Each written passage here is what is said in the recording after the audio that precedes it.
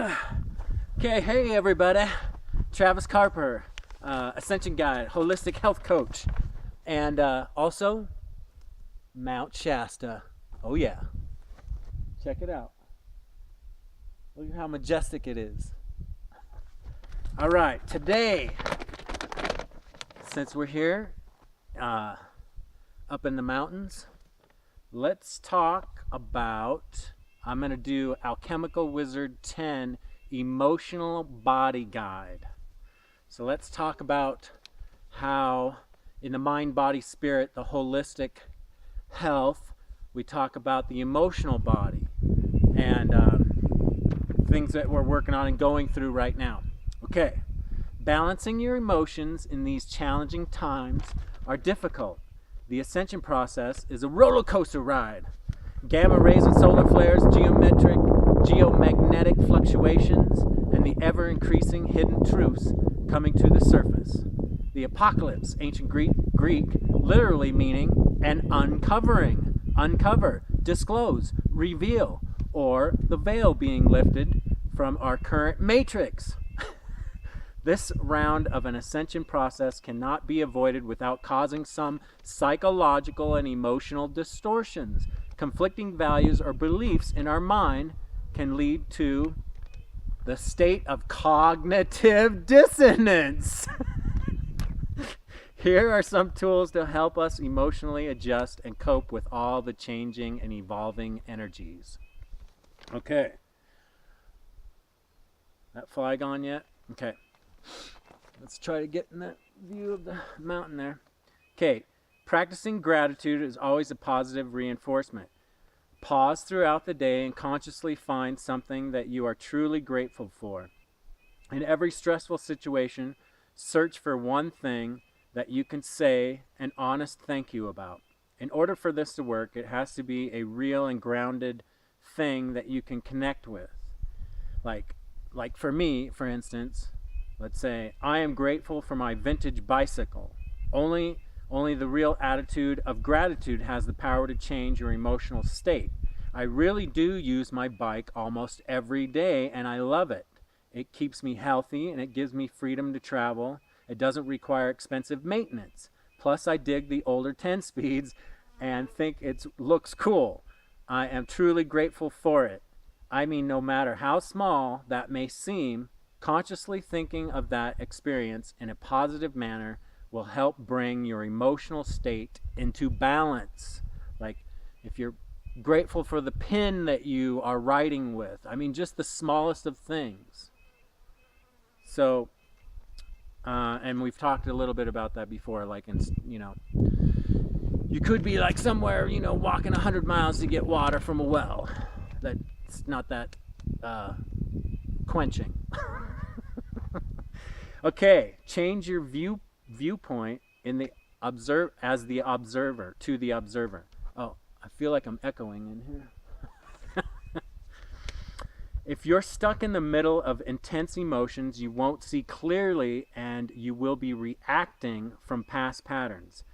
Act, don't react. Consciously choose your actions from a place of clarity rather than just reacting to pain or running towards pleasure.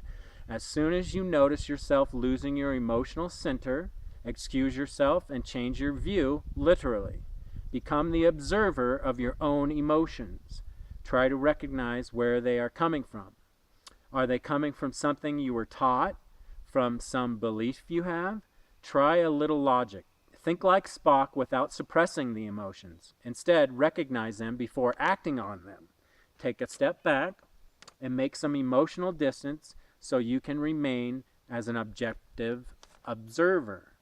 So like, if you're about, and then take that breath, that deep breath and that tiny little few second meditation in between. Like, I've discussed before, like when I'm washing dishes and I haven't had any coffee or something and my father's trying to talk to me at the same time and I have to stop, take a deep breath and become the observer. Am I having an emotional reaction or am I just going to slow down? And then you step outside and you become that observer. Okay, we've talked about that. Which leads us to our feelings. So much tension and wasted energy is spent repressing or denying how we feel. both emotionally and biologically, which is one and the same when talking about energetics. We literally make ourselves sick by having too much stress in our lives. It's not very often that you hear of a Tibetan monk getting cancer. What are they doing that I can incorporate into my daily routine? Feel honestly about what you are feeling and allow the simple truth of your emotions to set you free. Don't divorce yourself from your emotional body or be too intellectual. Don't let your feelings drown you either. Acknowledge what you feel when you feel it and observe it, the observer, and then use that clarity as the basis for your decisions and interactions with others. Every emotion surfaces to teach you something or tell you something. Your job is to be clear enough to recognize the emotion for the messenger that it is. Communicate your emotions to others when appropriate, but remember to do so in a balanced way that respects the person with whom you are sharing. I have a good feeling about this, because it was like a joke. We were talking about feelings. Use your senses to stay in the present moment of now. Cheerful thoughts through the organs of your five senses orient your field of awareness towards the present moment. Through what you see, what you touch, what you smell, what you taste. Direct your awareness to what you like about your current experience. While riding your bicycle, this is probably for me. While riding your bicycle, I noticed the trees and how they smell, and it seems they wave at me as a breeze goes by. Let your senses tell your mind that you are alive at the moment. Being in nature, maybe we'll see a UFO. Being in nature is one of the best ways to be in touch. Literally, get fresh air and see the sunlight as much as possible. Notice and appreciate your surroundings. If you're in a city, get out. Go to the park or create a sacred space in your home. If you are homeless, then find your own sacred space and not one where a bunch of people are camped out on. I know that one. Somewhere you can go to meditate before you start your survival daily routine. So that's if you're homeless and you're watching this. All right. Okay. Get mobile. Oh, there's that guy. Get mobile and energize your flow. Especially if you have a job that requires you to stay seated for long hours. Remember to take every chance you get to walk, stretch, move around. In nature, of course. Little bursts of physical movement help the body feel better and the mind focus more intently. That is why so many people do yoga, Tai Chi, Qigong. It helps them be flexible when energies are high. There's that. or low. You don't have to run a marathon or go to the gym every morning. And about four times a week, a little Tai Chi or Qigong if you don't have time to get outside of your office. Stand up in front of your desk for a few moments. Take those deep breaths, and stretch. And continue with doing while standing.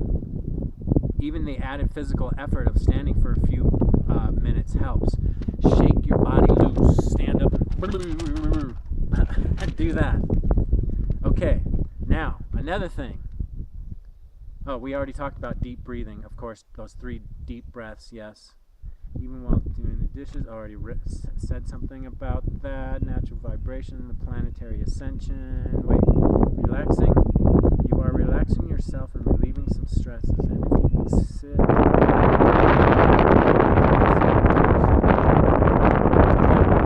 This guy is in tune with the planetary ascension and stuff. And the photonic light that's coming in from the cosmic intelligence that's hitting. So, she's got that vibe that's going, and we talked about that, and we talked about riding those waves. Okay, so, also, daydreaming. Remember that? When is the last time you just laid down in the park and looked at the clouds? Look at those formations. Let yourself daydream. Don't fill every moment of the day with social media, TV, and your phone. Man. Just let yourself relax and your mind wander. Be careful not to let your mind harp on the negative in these little reveries. Close your eyes and let your mind free associate, even if there are no words that accompany this state.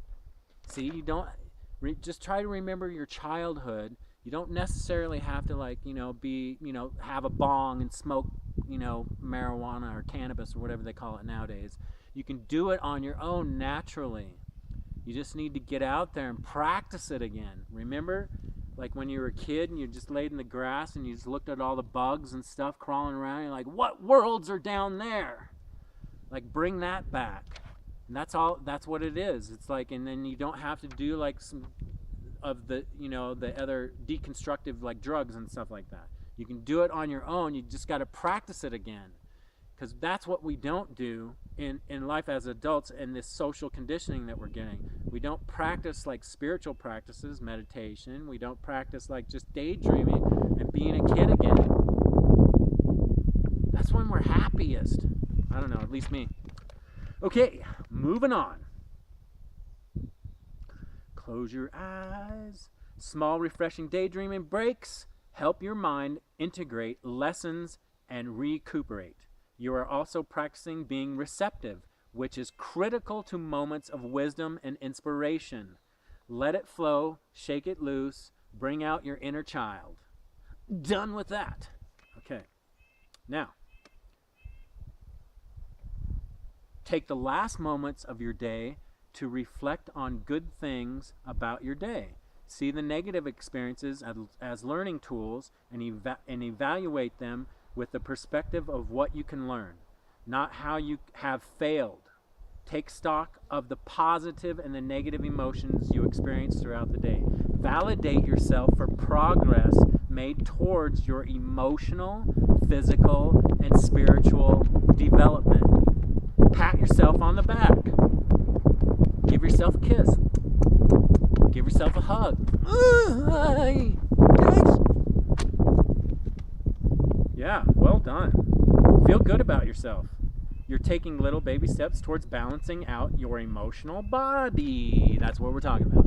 The emotional body. Yeah, emotional body god. Okay, while it can be great to have goals and visualize the future, don't let yourself get too caught up in how those things should be.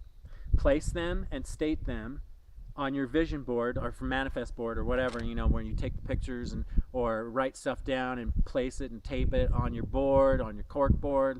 Some people call it a dream board, some people call it a visual board, some people call it the manifest board.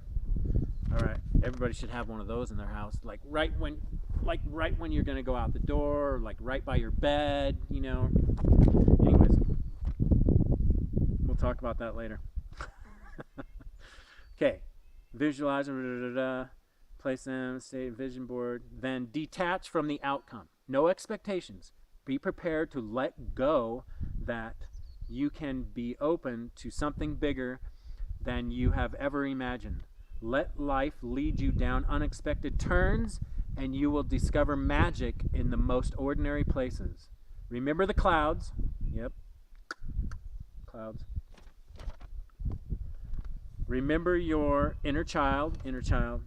Remember your divinity. I don't know why I'm repeating myself. Remember what one of the ascended masters said. Oh, what did he say? To be free from suffering, free yourself from attachments. Oh, that was probably Buddha. All right, Siddhartha.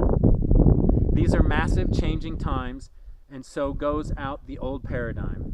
We can manifest something completely new. Oh yeah, we can. We're doing it. Okay, nutritionally, some of the supplements to take are the B vitamin complex. Yep, B vitamin complex. Omega-3 fatty acids. Don't forget to do that. Do some high bio availability, vitamin C. Yep, got to get that. Apples, oranges, all that, you know, cheaper than buying the supplements. But let's see, some of the foods. Let's see, get some magnesium and calcium. If you can get it, maca root, Panax, and Siberian ginseng. Go-to cola, yerba mate, you know, switch over from the coffee to the yerba mate if you can, or add that. Some lemon balm, some ginkgo biloba for the cognitive. We always talk about the cognitive wheels.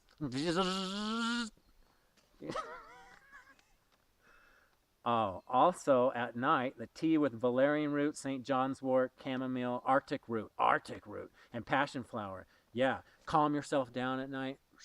Get the good melatonin going, your natural melatonin going in your brain for good sleeping. Let's see. Yes, of course, distilled, alkalized, filtered water, structured water, and lots of it. Oxygenating the blood improves the flow to the brain and helps protect the cells from free radicals. New radical. And use some aromatherapy. Using aromatherapy can be a positive and effective method of using herbs to combat the emotional symptoms of the ascension process. Essential oils may be diffused to smell their aroma, and in some cases to be applied topically. Usually with a carrier for concentration like rosemary, peppermint, and basil.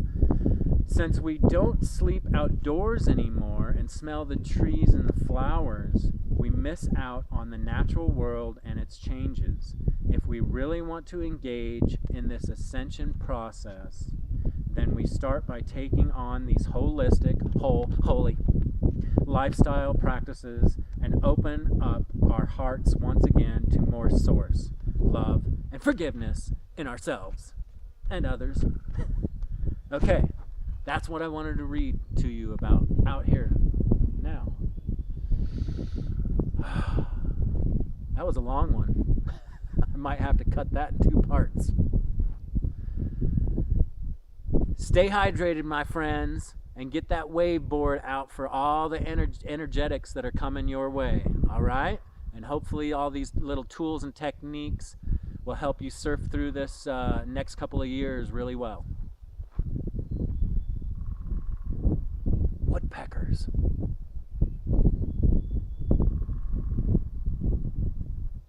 Awesome. Or should I say monatomic?